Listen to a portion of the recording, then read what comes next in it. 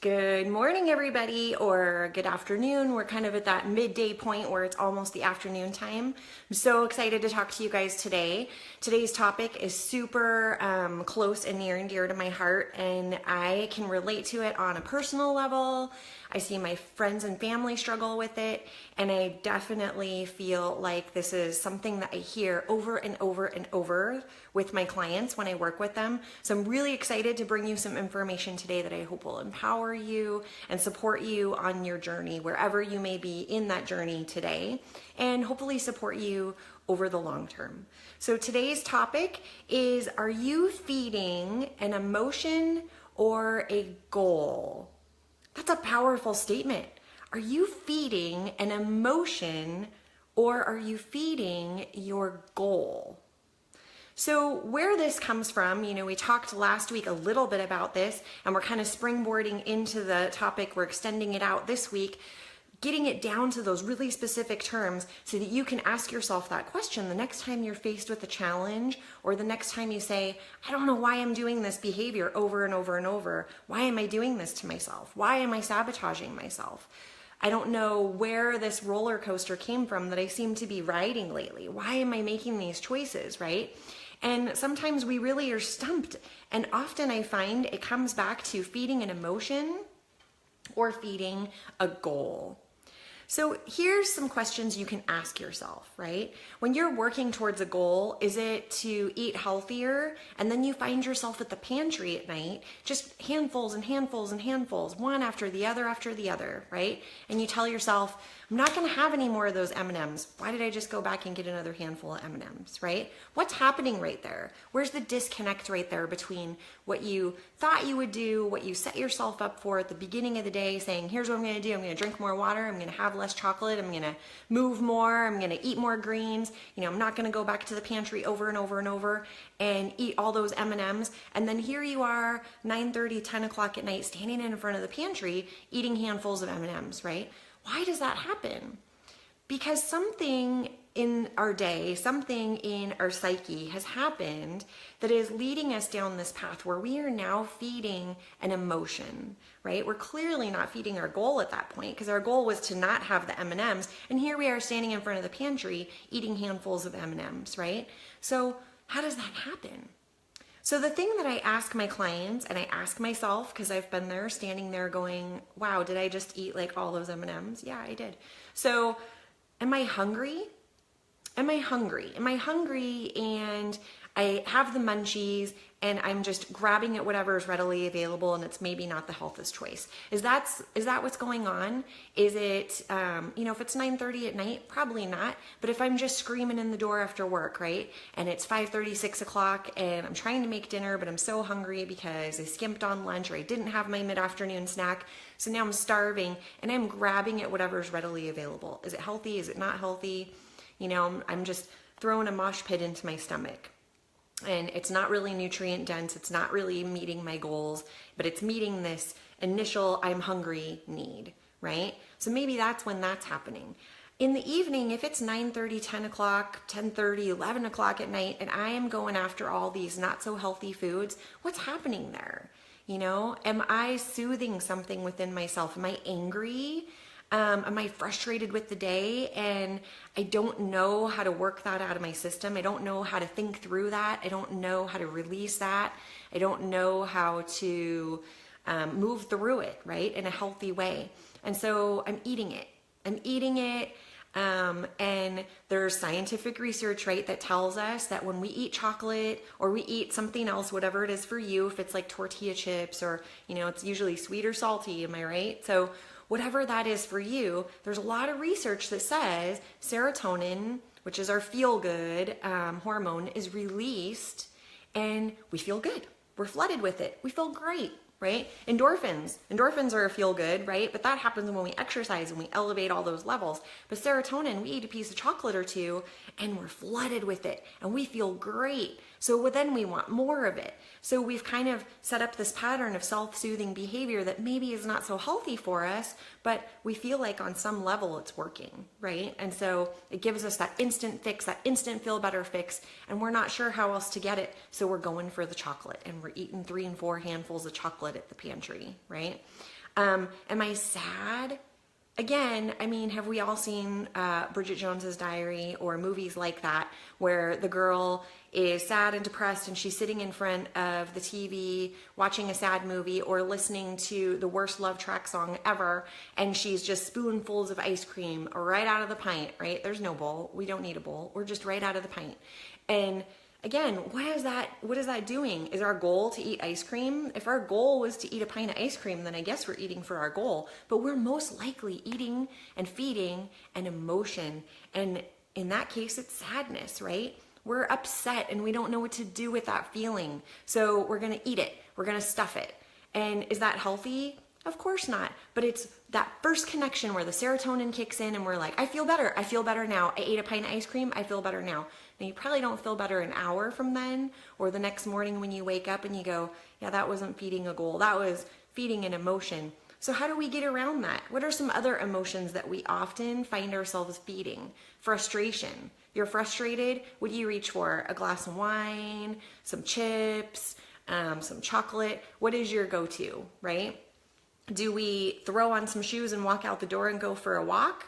Or do we reach for something that is going to give us this instant gratification and we somehow suddenly feel better, and it's that mental unwind, right?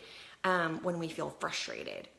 Are we disappointed? Did something happen that disappointed us? Somebody didn't show up for us. An expectation wasn't met. We're disappointed in ourselves because we didn't perform the way we thought we should perform, right? We're disappointed in something in our environment, and this is our go-to device. This is what we're gonna do, and it's the fastest fix. It's the thing that releases serotonin, and it makes us feel better in the moment, but then after the moment passes, we usually feel worse, right?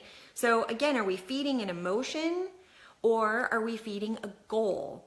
And I find so often we're feeding an emotion. We're feeding, let's run through a list of them, shall we? Hungry, angry, sad, frustrated, disappointed, loneliness, I'm tired. But then we have the other end of the spectrum, right? It's not all negative emotions. We can be happy. We can be excited. We can be energized. We can be motivated. I mean, usually you walk into happy hour to meet your friends and you're excited and you're energized and you're happy and you start partaking in the nachos and partaking in the wine and partaking in all of the stuff that's laid out in front of you, right? And your inhibitions go down and everybody is doing it. So the peer pressure element comes in. It's like, well, they're doing it. I'm doing it. Maybe their goals aren't the same as your goals, right? But we're all doing it and we're all feeling great. And we're riding this like serotonin bubble until it pops. And it always pops. That's the problem. So if you want to feed your goal and you want to feed that lifestyle to keep you on track, and you want to have some healthy balance where you're not always feeding the emotion with food and beverage, but you're feeding the goal, right? How do we do that? Well, it takes conscious effort in the beginning. I'm not going to lie. You do have to think about it a little bit. You have to stop and you have to think about it. Do you remember, for those of you with kids, I was talking to my boyfriend about this the other day, when you were a kid, there were little acronyms that your parents gave you to help you remember new things. And I remember for us, when they wanted us to not run into the street and stop at a stop sign or stop at a crosswalk, it was stop, look, and listen. And that's what we were told over and over and over. We were told in school, we were told at home by our parents, we were told by our babysitters. Any adult in the room, it was stop, look, and listen, right? And I still remember that to this day. And the reason we were talking about this the other day is because we're using it with our kiddo in the house, right? Stop, look, and listen. Now, it doesn't just apply to walking into the street.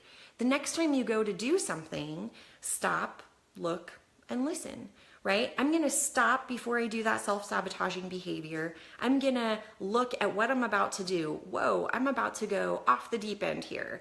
And listen to my inner voice here. Why am I doing it? What's my goal here? What am I self-soothing? And is there balance in that, or am I just jumping off the bridge here into the extreme? So I want to be mindful of that, right? When I'm working towards a goal, I want to have a little bit of balance. You know, yeah, I'm not saying don't go to happy hour and don't feel good about it and don't have fun with your friends. I mean, I'm all up for a good time and I want you guys to have a good time, but I don't want to have such a good time that I forget about my goal, right? And guess what? why am I going to happy hour? I mean, sure, there's wine and there's probably nachos, but why am I going to happy hour? It's the people. It's the people I want to see. My friends are there. I want to have these conversations. I want to be around people that lift me up and make me feel good. It's the people, guys. It's the people. So bring the focus off of the food and the beverages and all the sabotaging stuff that can happen. Bring it back to why you went, right? You're not meeting people that you don't care about, that you don't really know, that you don't really like, that you don't really trust or want to hang out with. I don't think very many of us are making plans during the week to go meet up with a bunch of people that we just really don't want to hang out with, right? So bring it back to the focus of, I'm at this place, I'm hanging out in this space because these are my people, right? This is my tribe. These are my friends. These are the people that get me. And we're going to laugh and we're going to have fun and we're going to be silly. And I'm going to leave on a high note at the end of the night because I had some fun, right? That's your release. And then we're going to have some balance in there because maybe I am going to have some nachos, but maybe I'm not going to eat the jumbo plate of nachos all by myself. Maybe I'm going to share it with 4 or 5 of my girlfriends. That's balance, right? Maybe I'm not going to drink an entire bottle of wine because that would be an awesome headache tomorrow, but maybe I'm going to have 1 or 2 glasses of wine and my 1-to-1 rule, right? I'm going to have a glass of wine. I'm going to have a glass of water before I have another glass of wine, right? Because I want balance in there. I want to make sure I'm keeping my body hydrated, I'm giving it what it needs, and I'm slowing down my consumption of the bad by supplementing it with some good, right? I'm drinking some water every time I'm having a bite of nachos, or every time I'm having a sip of wine, I'm taking a sip of water. And that adds some balance for me. That keeps me on track and it slows me down. And I'm a talker. I don't know if you can tell, but I'm a talker. So if I'm at happy hour, I'm chatting with my friends, right? And we all remember, chew with your mouth closed, don't talk with food in your mouth, right? I'm not sure how many adults still follow that rule, but I know that's always in the back of my voice because I had grandparents that were all over that. So when I'm sitting and chatting with my friends, I'm not stuffing my face and talking at the same time. That slows it down too, because you're there for the people, right? You're there for the people, you're having a conversation, you're enjoying that time and enjoying that banter. And so that slows down the process too. I mean, there's all these little tricks in there, right? But it's balance. Because I love nachos, I'm not going to not have the nachos. I love wine, I'm not going to not have the wine, but I'm going to rein it in a little bit and I'm going to balance it, right? So that's an example of implementing some balance and still enjoying your life, enjoying the event, but bringing the fixation off of the food and putting it back on the purpose, like why you're there. You're there for your friends, and maybe the food's part of it because you guys picked a restaurant that you really like, but ultimately it could be the best restaurant in the world, and if you're with people that you just don't give 2 hoots about, it's not going to be a fun night, right? Why would you sign up for that? You probably wouldn't. You'd rather be in your PJs at home watching Bridget Jones's Diary or something. So how are some things that what are some simple ways that you can implement how you determine if you're feeding a goal or you're feeding an emotion? So I made a little list, right, of decisions you can make that help empower that thought process, because it is a conscious effort at first. You know, if you've been doing something one way for a really long time, when you try to redo that, it's a conscious effort. So a great example of this is when you get dressed in the morning. If you think about how you get dressed in the morning, you have a pattern, and that pattern has been there a while, right? When you put your socks on versus when you put your pants on versus when you put your shirt on versus when you put on the accessories and all that. It's like people have patterns. I mean, I know my pattern. It's like, what goes on first, what layers and layers and layers. And for women, it's especially different because we're like maybe not putting our shirt on till our hair is dry and all the product is in, and then we put our shirt on so we don't get the product on our shirt, right? Like you have a pattern. And if I all of a sudden said to you, tomorrow, I want you to put your pants on, put your shirt on, and then do your hair and makeup, you'd be like, wait, that's not what I normally do. And you would have to consciously think about it, right? Or if I said to you, from now on, you're always going to put your socks on before you put your pants on. And you'd be like, I never do that. I never put my socks on before my pants. And you would have to think about it. So this is no different, but I will promise you that while it may feel like work now and you go, I have to think about this, headspace, limited, I don't want to have to think about this. Think about it now, and in 4 weeks, you won't have to think about it anymore. It'll be a pattern, right? In 4 weeks, we create a pattern and a habit, and it sticks. So if I were to say to you, for example, the sock and jean thing, and I said every day for the next 4 weeks, you're going to put your socks on before your jeans, eventually you'd be like, oh, this is what I'm doing now. And you wouldn't even have to think about it. You wouldn't be like, am I putting my socks on before my jeans today? You would just be doing it. Right? When we walk, we don't think about how we walk anymore. But when we were first learning how to walk, you got to believe that we were putting a lot of focused effort on that, right? It wasn't so easy to pull yourself up and move a foot and keep the foot level and then move the next foot and get the hips to work with it. It's like, this was a lot of conscious effort, but we don't remember because now it's a habit. Same thing here, okay? So I'm going to give you some tools. How are you going to make some decisions that are going to help you feed a goal versus feeding an emotion, right? So I know one big thing for me is if I'm tired. If I'm tired, I don't know, sometimes that day is just shot because all bets are off. Like I am not going to make the best decisions in the moment choices because I'm tired and I'm going to be like, yeah, I want the nachos and I want the whole plate of nachos and I could care less if there's any water in sight. And it's like you're so tired and so lethargic. The last thing you want to have to do is think. And again, serotonin, the feel good, you're like, I just want to feel good and I'm just going to eat whatever I want and do whatever I want. And you're not going to make the best choices. So rest is huge. Get rest. Get rest. Empower healthier choices. When you wake up rested, that's a conscious choice that's feeding a goal that is supplementing your ability to not feed the emotion. Am I right? I mean, that's a simple little thing you can do. And for some of my clients, it's like, I got to take a midday nap. Now, I'm not a big napper, but there's cultures throughout the world that are big on naps. So if a nap works for you, take a nap. Maybe you can't go to bed at a certain time because that doesn't work with your lifestyle need and you have to get up at a certain time so you're not able to sleep in, but maybe you take a nap, 15-minute power nap. And that establishes your resolves and kind of like re-supports those resolves for you. Try it. Another thing is I'm going to choose to swap bread for a lettuce wrap, right? I have a lot of clients that do this, especially in the evening, because I talk to them about how they stack their carbs during the day. And so in the evening, instead of having, the turkey wrap on whole grain bread, they're going to have it as a lettuce wrap and they're using the lettuce as their bread, right? That's a conscious choice that I'm making to do something healthier for myself.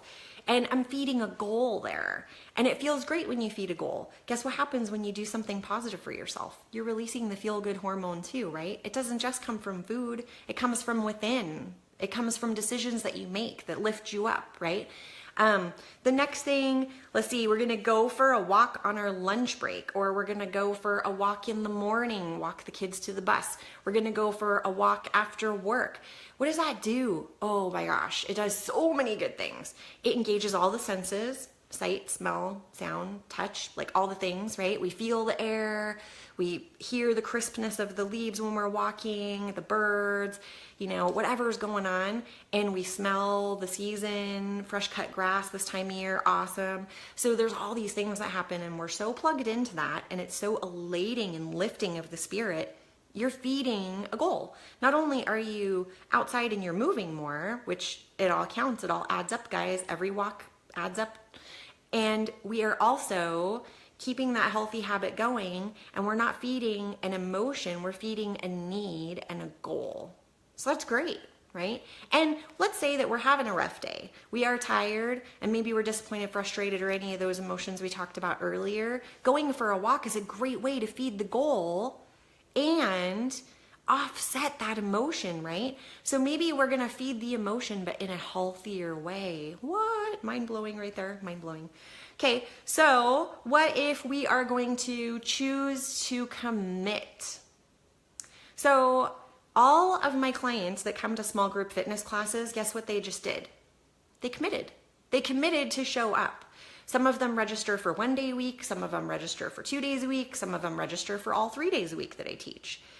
Every time they do that, they commit. They commit to something that's feeding their goal. And that could be feeding their goal like, hey, this is dedicated me time. That could be feeding a goal of establishing lean muscle mass and whittling the middle. That could be feeding a goal of doing something for themselves. Self-care is important, right? When we take care of ourselves, we are better to everyone else, guaranteed. When we are not taking care of ourselves, you are not presenting your best version of you to the world, for sure, right? So they are committing. They are committed, and that's huge. That's huge. They're feeding a goal, and they're probably feeding an emotion in a healthier way while they're there, because maybe they're frustrated. I don't know if you guys have ever worked with slam balls. Awesome, super awesome. I mean, I have clients that come into class and they're like, are we using the smash balls tonight? Some people call them smash balls, some people call them slam balls. There's lots of names for them. They're super heavy balls, similar to like a medicine ball, right? But they're super, super heavy, often packed full of sand. And when you slam those bad boys down, not only does it make this like awesome thump, super impactful slam sound, but they stay there. They don't bounce back up in your face. So you're not like, oh, and I got beat up by that, right? So when you're ticked off and you're frustrated and you slam that ball to the ground, that feels good. That feels freaking amazing. I gotta tell you, it feels awesome. So it's definitely feeding an emotion right there, but in a healthier way. We're getting that frustration, that disappointment, whatever it is, that anger, that sadness, whatever it is, we're getting it out. We're working it out in a healthier way, and the endorphins are probably kicking in. So what? We're now feeling good, right? We're doing two great things there. So what are some other examples, right? If we're gonna choose, we had a really hard day and we come home and we're gonna choose to have cocktails, what do we think that's feeding? Are we feeding an emotion or are we feeding a goal? Now, if your goal is to have cocktails, I guess you're feeding your goal, right? But in all seriousness, ask yourself these questions, right? Stop, look, and listen. When you have that in the moment choice to make, it's like, what are you feeding in that moment? And what are some healthier ways you can do that? Bring balance, right? Not all or nothing. I'm not saying you're never going to feed an emotion for the rest of your life. I mean, gosh, I feed emotions. We're all supposed to listen to our body, listen to our mind, do what we need and what we feel like we need in the moment. But we're going to have some balance in there, right? Are you going to sit mindlessly snacking in front of the TV for hours and hours and hours and just zone out? You know where else you can zone out? Meditation. You know where else you can zone out? Watching a YouTube video of funny cats or whatever your funny version is. There's this guy called the Fitness Marshal that I think is hilarious on YouTube, and he does these dance things to particular songs that are like on the top 40 charts. Hilarious, awesome, energizing. It's like a couple minute clip, and I watch those from time to time, right? Or you go for a walk really quick, just around the cul-de-sac with your dog, a little bit of fresh air. Any of those things maybe would be better than sitting on the couch and eating out of a bag of chips over and over and over mindlessly, right? You can still get that mind-numbing effect where you unplug and you decompress, but in a healthier way. You're still feeding the emotion, but you're feeding the goal. Most importantly, you're feeding the goal. So some takeaways, right? This is something that helps me when I am trying to figure out, am I feeding the emotion or the goal? And am I bringing some balance back into my life? And how can I best approach my day and my week to set myself up for success so that I can stay on track, so that I can feel like I'm doing it, I'm feeding a goal, I'm making some progress, I'm making some headway, right? I do research. I do my research. I am a research diva. I love to research. I Google things all the time. I read articles. I also talk to people in the industry. It's like, I want to know. I want to know what's working. It's like buying a car. I'm not just going to go and talk to the salesman. The salesman's going to give me his pitch. It's like, I want to know before I get to the dealership that this car is the car for me, right? I want to know about the engine. I want to know about the gas mileage. I want to know about the safety features. I definitely want to know about a bump and stereo system because I am a music girl. I want to know if the seats are heated. I want to know if it's got 4x4 capacity. I mean, whatever it is I'm interested in, I want to know before I get there, right? So I do my research. I do my research when I'm working towards a goal too. What's realistic? If I've never run before and my goal is to run a 5K, what's it going to take to get there? I'm going to do my research. What is slow and steady progress versus what is high risk for injury? I'm going to do my research when it comes to diet, right? There's a new food that's being trended right now, and it's like, ooh, is this like the new great food? When kale first came out, right? And everybody's, not came out, but was the buzz trend food item of the week. I mean, everybody was like, I have kale. Do you have kale? If you don't have kale, oh, you're not in, you're not in the now. You're not in the B. You're not in the trend. How can you not have kale? Well, some people don't break down kale very well. Some people's bodies don't respond to kale very well. And I gotta tell you, kale has a very unique flavor. And kale is not my favorite thing. I mean, I have it from time to time with certain items mixed in, but it's not my favorite thing. And I certainly am not putting it in a smoothie because it's really not my favorite thing. But I do like spinach. And spinach has a lot of the same properties as kale. But kale was getting all the attention, right? Kale was the buzz thing. So I did some research and I'm like, oh man, am I really missing out if I don't have kale? No, because there were lots of other foods that contained similar properties as kale, and I liked them better. So I was like, yeah, you know what? This works better for me. I'm gonna do this. I'm gonna do what I need to do that's best for me, right? So do your research. Do some research and find what works best for you. I establish a plan. So when I talked about my people who come to small group class and they made a commitment for them. Super important, right? Accountability, super important in anything you're doing. I establish a plan. What's my plan? And you know what? The plan changes sometimes. I mean, we talked about that a few weeks ago too, like have a backup plan, have a plan B. Because when the day changes directions, you're like, my plan went out the window and down the street. So I have a plan though. It's like in the morning, I'm either having oatmeal or a smoothie. Why? Because they're both super fast to make and I can eat them quickly. And I am pressed for time in the morning. So I have a plan. If I woke up in the morning and was like, okay, I'm gonna make some eggs and then I'm gonna have some bacon, and I'm like, there's no way. I just set myself up to fail because I don't have time for that. I honestly do not have time to make a spread of a breakfast, right? One of my favorite plans that I talk to people about is have a big amount of something that can stretch over the course of a couple days. An example of this is quinoa or sweet potatoes. All my clients that know me know I love my sweet potatoes. I'm a sweet potato girl. I am a firm believer, sweet potato a day keeps the doctor at bay. I don't know that that's true, but I love my sweet potatoes. Superfood for sure. Now, if you don't love sweet potatoes, do your research. There's other things that you can eat that contain similar properties. So it's like kale. I promise I'm not going to make you eat sweet potatoes if you hate them. Point being though, I will make a big batch of quinoa and it'll last me 3 days, right? And that supplements some of my meals throughout the week. It's already made. I have a plan because I'm probably not going to have time to make quinoa every single day. But if I have a big batch of it and it's going to last me 3 days, I have quinoa salad at dinner with a bunch of, beans and peppers and spices. It's like, great, I already have the quinoa. Maybe at lunch I'm having a wrap and I'm putting quinoa in the wrap for some whole grains. Great, I already have the quinoa ready, right? So much easier when you already have a plan and something set up for you. Sweet potatoes is another one. I either boil them and mash them, and then I have a big amount of those sitting in the fridge for several days and I nuke them, and then I use them as a spread. I use them as a base in different dishes I make. I just eat them by themselves because they're fabulous. I also chop them up and I bake them in the oven, and then I throw them cold on salads, and I heat them up if I want something warm with whatever I'm eating for protein that night.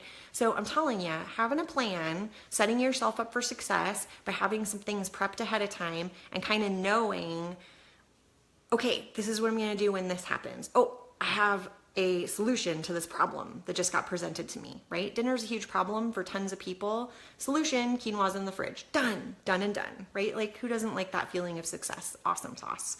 So commit to something new, right? Goes back to committing to classes. Maybe I just had one of my clients invite her sister, and her sister is now taking classes with us, right? She invited somebody new. She heard a need from her sister saying, I'm not moving enough. I really miss going to the gym, but I don't know what I'm doing at the gym. And she's like, tell me about this class you're in, right? Now her sister's coming to class. I love that it's a family affair and family is supporting one another in this awesome journey. But I also love that she committed to something new. She's like, yeah, I'm going to try it for 4 weeks. And if I love it, I'll keep doing it. Well, it's 6 weeks in now, and she's still doing it. So that's awesome, right? Sometimes you commit to something new and it works. It works.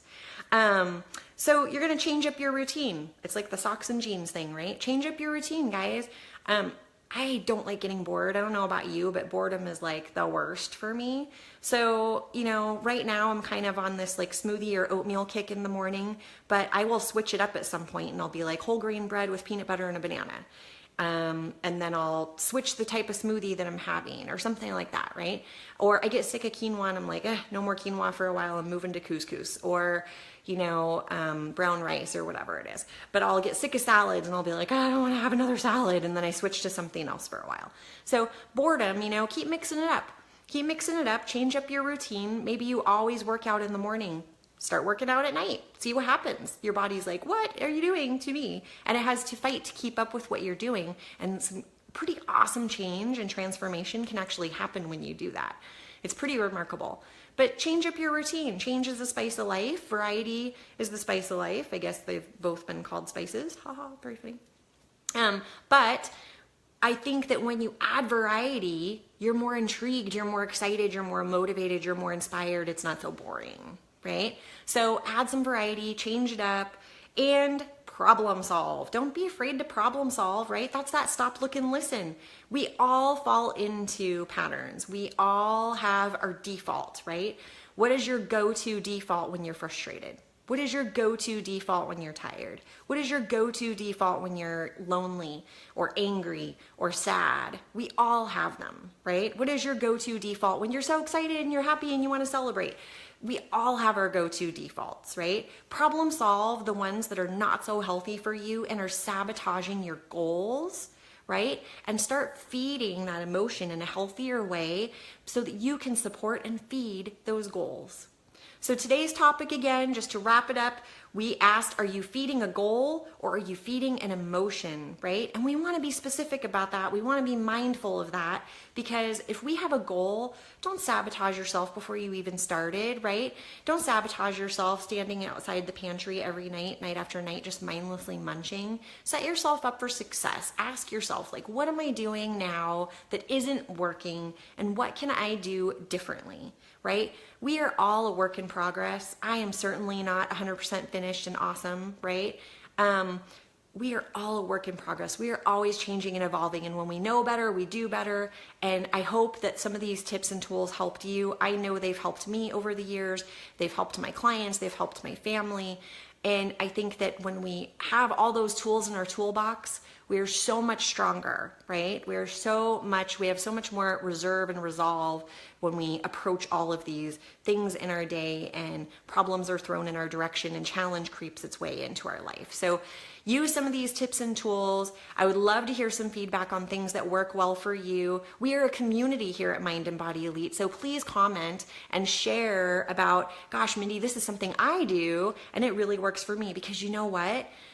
Pay it forward. Somebody else who hears this video or reads the comments might go, that is a great idea. I'm going to try that. I'm going to implement that. So I would love for you guys to share with me as well. This is a community. Let's all share together, grow together. There's power in numbers, and we are here for each other. Have a great week, everybody, and I look forward to hearing all with you next Thursday, 11:30 a.m. Pacific Standard Time. Let's get it going with some health and fitness tips and empower those healthy lifestyles and healthy resolves for life.